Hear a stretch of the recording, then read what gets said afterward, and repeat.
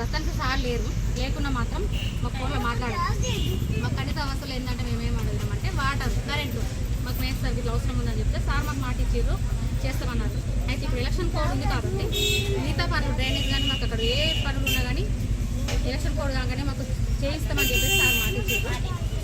మేము అందరూ సంతోషంగానే ఇప్పుడు ఇదైపోయినాం, దీంట్లో ఏ ఇబ్బంది ఏం లేదు. మాకు సంతోషం, సార్ మాకు మంచిగా మాట ఇచ్చారు, మేమందరం ఒప్పుకున్నాం. ఓకే అని చెప్పి సంజయ్ కుమార్ గారు నా చేతిలో ఏం లేదని చేతులు చేసిండు. అప్పటి నుంచి ఇప్పటివరకు ఒక 4 సార్లు మేము జీవన్ రెడ్డి దగ్గరికి వచ్చినాము. వచ్చినప్పుడల్లా మాకు ఒక పని చేసి పెడుతుండు. నిన్న కూడా చాలా ఇబ్బంది ఉండే, సారికా లేకున్నా కానీ మాకు కరెంట్ అనేది తెప్పించిండు. నిన్న ఇప్పుడు వాటర్ గురించి కూడా ఇబ్బంది పడుతుంటే వాటర్ కూడా రోజు 2 ట్యాంకర్లు తెప్పిస్తారని మన మున్సిపల్ చైర్మన్ గారు కూడా చెప్పారు. ఇప్పుడు మాకు ఇలాంటి విషయాలు మాకు కొంచెం ముందు ఉండి మాకు ఇలా హెల్ప్ చేసినంత సేపు మేము కాంగ్రెస్ ఓటేసి గెలిపిస్తామని మేము మాట్లాడుతున్నాం. గవర్నమెంట్ వచ్చింది కాబట్టి నాతోనే అవుతుంది అనే ఒక ఉద్దేశంతో సార్ జీవనన్న మీ దగ్గరికి వచ్చి మీటింగ్ పెట్టడం జరిగింది. అదేవిధంగా ఇప్పుడు మీ అందరికీ హామీ ఇచ్చిండు, డ్రైన్లు కానీ మీకు సమస్య ఉన్నాయని తీరుస్తాను. నమస్కారం. మొన్న కొత్తగా ఎన్నికైన మున్సిపల్ చైర్పర్సన్ నేనే. మీకెవరు ఎలాంటి ఏం చెప్పారో మాకైతే తెలియదు, ఏదో చెప్పి పంపించే ఉంటారు.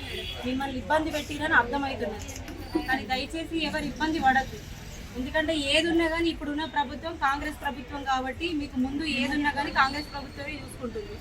అందుబాటులో నిరంతరం జీవనాన్ని ఉంటాడు, ఇక్కడనే ఉంటాడు, మీ అందరికీ తెలుసు. ఇప్పుడు ఎలక్షన్ కాబట్టి పోయి ఎక్కడ ఉన్నాడు అంతే, ఎలక్షన్లు అయిపోయిన తర్వాత ఇక్కడే వచ్చి ఉంటాడు. అలాగే ఇక్కడ మున్సిపల్ చైర్పర్సన్గా నేను కూడా ఉంటాను, మీకు అందుబాటులో ఎల్లకాలం నేను ఉంటాను. ఎప్పుడు నా పదవి అయిపోయే వరకు నేను ఉంటాను, అదే నా కాలం ఉన్నంత వరకు నేను ఇక్కడే ఉంటాను. మీకు ఏ పని కావాలన్నా మేము చేసి పెడతాము జీవనన్న సూచన మేరకు. అలాగే మీది ఏదైతే డబుల్ బెడ్రూమ్లో ఏదైతే గ్రూప్ ఉందో ఆ గ్రూప్లో నన్ను యాడ్ చేసుకొని మీరు మీ కుటుంబ సభ్యులను నన్ను ఒకదాన్ని చేసుకుని నేను మీ కుటుంబ సభ్యులలాగానే ఉంటాను ప్రతి దాంట్లో. అలాగే మీకు ఏదైతే ఇప్పుడు వాటర్ లేవని మీరు బాధపడుతున్నారో అక్కడ ఏ గారికి ఆదేశించడం జరిగింది. అవి నీళ్లు ప్రతిరోజు 2 ట్యాంకర్లు రావడం జరుగుతుంది. 2 ట్యాంకర్లు మీకు వాటర్ ఏదైతే గవర్నమెంట్ సప్లై కావాలో అప్పటి వరకు మేము ట్యాంకర్లు పంపిస్తాం. ఇప్పుడు మీకు ఏదైతే అక్కడ నీళ్లు కావాలి, కరెంటు కావాలి, రోడ్లు కావాలి, మోర్లు కావాలి, ఇవే కదమ్మా 4 సమస్యలు. ఈ 4 సమస్యలు మరి ఎవరి వల్ల అవుతాయి? ప్రభుత్వం ఉన్న వాళ్ళు ఏదైతే ఉంది దానివల్ల అయితే, కానీ ప్రభుత్వం లేని వాళ్ళ వల్ల అయితే రాదు కదా. మరి ప్రభుత్వం అయితే ఏముంది, కాంగ్రెస్ ప్రభుత్వం ఉంది, చేయగుర్తుంది. మరి అలాగే ఇప్పుడు కాంగ్రెస్ ప్రభుత్వం ఉంది కాబట్టి జీవనన్న ఎమ్మెల్యేగా ఓడిపోయారు. మన టౌన్ వాళ్ళు ఏం చేసినాం, డబుల్ బెడ్రూమ్లు కార్ వాళ్ళు ఇచ్చిరని చెప్పేసి అవి అటు చేసి మీరు ఓడగొట్టడం జరిగింది. ఓకే అయిపోయింది, ఏదో అయిపోయింది. మరి ఇప్పుడు ప్రభుత్వం కాంగ్రెస్ ప్రభుత్వం వచ్చింది, మరి జీవనన్న మళ్ళీ నిల్చుంటున్నాడు. మరి ఏం చేద్దాం, మరి మనకు రోడ్లు మోర్లు కావాలా వద్దా? కావాలి కదా. మరి ఈసారి సారికేస్తాం, ఇవన్నీ చేసుకోగలుగుతాం కదా. మీరు తప్పేం లేదమ్మా, నేను తప్పంటలే, మీరు భయపడేసిరు, నాకు అర్థమైంది. కాకపోతే ఇప్పుడు మళ్ళీ మనకు వ్యక్తి ఉండాలి కదా కాంగ్రెస్ ప్రభుత్వం నుంచి. మరి వ్యక్తి ఉండాలి కాబట్టి మనం వ్యక్తికి ఓటేసి గెలిపిస్తేనే కదా మనకి పనులన్నీ అయితే. ఒక్కటే మీరు లాజిక్ ఆలోచించారు. మన దగ్గర ఉద్యోగం ఉంటే మనకు జీతం వస్తుంది, కానీ ఉద్యోగం లేని జీతం ఎడికెళ్ళి వస్తుంది, అంతేనా? అదే ఉద్యోగం ఇప్పుడు ఎంపీగా నిల్చున్నారు కాబట్టి నిజామాబాద్ నుంచి ఇక్కడ వరకు ఏ పనులన్నా మనం అన్నీ చేసుకోవచ్చు. మళ్ళీ మనకి ఇక్కడ ఉండే అభ్యర్థి కాబట్టి మీరు ఇక్కడికి వచ్చేసరికి ఇప్పుడు ఎలక్షన్ ఉన్నది కాబట్టి లేరు, కానీ ఇప్పుడైతే మేమైతే ఉన్నాం కదా, మీకు ఈ పనులైతే మేమే కదా బాధ్యత, మేమే కదా వహించాలి. సో మేము తీసుకుంటామమ్మా ఖచ్చితంగా బాధ్యత. మీకు ఎవరేం చెప్పినా మీరు దయచేసి అవన్నీ గబోల్లోకి వెళ్ళకండి. జీవనన్న కోటేసి గెలిపిస్తే మనం ఇవన్నీ పనులు చేసుకోగలుగుతాము, ఏ విధంగా చేసుకోగలుగుతాం. అంతకుముందు ఇప్పుడు మీకు ఏవైతే డబుల్ బెడ్రూమ్లు వచ్చినాయో ఇవి డబుల్ బెడ్రూములు కేసీఆర్ గారు కట్టించిరు కావచ్చు, కానీ ఇది ఏదైతే ఉందో ఇంద్రమ్మ ఇండ్ల జాగలు ఇవన్నీ మీకైతే ఇవన్నీ తెలిసే ఉంటుంది. ఇంద్రమ్మ ఇండ్ల జాగలు 4500 ఇంద్రమ్మ ఇండ్ల జాగలే ఇవన్నీ. అయితే కేసీఆర్ గారి ప్రభుత్వం ఏం చేసింది అని అంటే దాంట్లో డబుల్ బెడ్రూమ్లు కట్టి చాలా మందికి ఇంద్రమ్మ ఇండ్లు వస్తే దాంట్లో అవి కూలగొట్టి కట్టడం జరిగింది. అవునా? ఆ ఏవైతే ఉన్నాయో ఇంకా 1700 అంటే కూలగొట్టంగా ఇంకేవైతే మిగిలి ఉన్నాయో ఆ ఇండ్లన్నీ ఎవరికైతే ఇంక ఇండ్లు రాలేవో వాళ్ళకి ఇవ్వడం జరుగుతుంది ఇందిరమ్మ ఇండ్లు. ఈ డబుల్ బెడ్రూమ్లలో కూడా ఇంకా 800 ఇండ్లు బాకీ ఉంది. రానోళ్ళు ఎవరైతే ఉన్నారో వాళ్ళందరికీ కూడా ఇవ్వడం జరుగుతుంది. మంచి ఐడెంటిఫై చేస్తాం, ఎవరికైతే ఇది ఖచ్చితంగా అర్హత ఉందో వాళ్ళకు మాత్రమే ఇల్లు వచ్చేలా చేస్తాం. అది లేని వాళ్ళ కోసం కట్టించిందమ్మా, ఉన్న వాళ్ళ కోసం అయితే కాదు.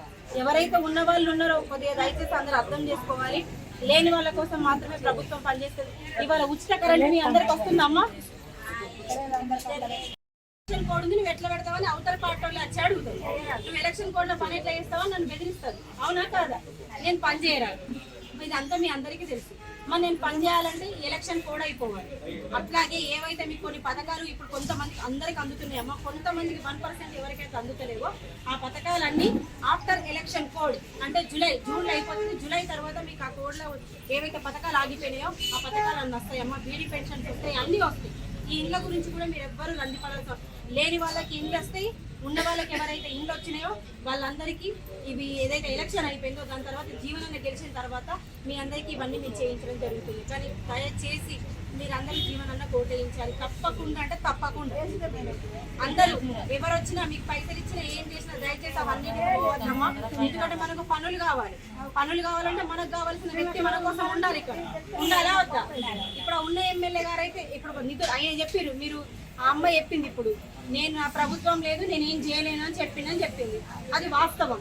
ఇప్పుడు ప్రభుత్వం మన ఉంది కాబట్టి మన ఎమ్మెల్యేనే చేయాలి. మన ఎమ్మెల్యే లేడు కాబట్టి మన ఎంపీ గారు చేయాలి. మన ఎంపీ గారు మనం గెలుచుకుంటుంది కదమ్మా, మనం చేయగలుగుతాం. దయచేసి ఒక్క విషయాన్ని అందరూ గుర్తుగా పెట్టుకొని ఆ రోజు అందరూ ఓటు అనే ఆయుధాన్ని మరి చేయి గుర్తు మీద వేయాలి. చేయి గుర్తు మీద 10 సెకండ్లు వచ్చిన తర్వాత అక్కడ చేయి గుర్తు వస్తుందా లేదా కూడా మీరు అందరూ చూడాలి. ఎందుకంటే అందులో కూడా కొంచెం మోసం జరుగుతుంది కాబట్టి అందరూ 10 సెకండ్లు వచ్చి చూసి అక్కడ చేయి గుర్తు కనబడుతుందా లేదా చూసి అప్పుడు మీరు బయటికి రావాలి. ఎవరైతే ఉన్నారమ్మా వాళ్ళందరికీ 5 లక్షల రూపాయలు ఇప్పించడం కూడా జరుగుతుంది. ఎందుకంటే మీరు కొంతమంది గోడలు లేపో, కొంతమంది అది కూడా ఇట్లా పిల్లలు లేపి వదిలేసి చెప్తున్నా మీకు 5 లక్షల రూపాయలు ఇప్పించే బాధ్యత కూడా మాది. ఎందుకంటే ప్రభుత్వాన్ని కూడా మేము ధైర్యం కొద్ది చెప్తున్నాం. మీరు కూడా అంతే నమ్మకంతో ఉండి ఓటేస్తే మీరు ఏవైతే ఉన్నాయో పెండింగ్ పనులు అవన్నీ ఖచ్చితంగా జరుగుతాయమ్మా. ఎవరు కూడా భయపడదు. వాళ్ళు వచ్చి పెన్షన్ కార్డు అవుతుందని, వీళ్ళు వచ్చి ఇల్లు రాదని, లేకపోతే ఇప్పుడు ఇల్లు ఇస్తేనే ఓటేస్తామని ఇవన్నీ ఎవరు చెప్పినా నమ్మొద్దు. ఇప్పుడు నేను ఇల్లు అక్కడ జాగాలు చెయ్యరాదు, అక్కడ ఏదైనా రోడ్లు ఉన్నాయి మోర్లు ఉన్నాయి చెయ్యరాదు. నేను చేస్తానో వాళ్ళే చేయనియరు. అర్థమవుతుంది కదా. సో అందుకని చెప్పేసి ఎలక్షన్ కోడ్ తర్వాత ఖచ్చితంగా చేసి తీరుతాము. దయచేసి మా అందరి మీద నమ్మకం పెట్టుకోండి. మేము మున్సిపల్ చైర్పర్సన్గా నేను జీరెడ్డి ఉన్నారు, ఏది ఉన్నా కానీ ఆయన చేసుకుంటారు, నా వరకు అయినా నేను చేసుకుంటాను. ఖచ్చితంగా మీరు ఒక భాగస్వామి. మీకు ఏ సమస్యలు ఉన్నా చెప్పండి. రోజు నీళ్లు పంపి బాధ్యత మాది. ఇంకేమైనా సమస్యలు ఉంటే కూడా చెప్పండి, ఖచ్చితంగా చేసి పెడతాం. ఓన్లీ నా ఇల్లు ఇంకా మీకు జగిత్యాల టౌన్ వరకు కూడా మాకు ఈ సమస్య ఉంది, చేసి బాధ్యత మాది, చేసి పెట్టే బాధ్యత కూడా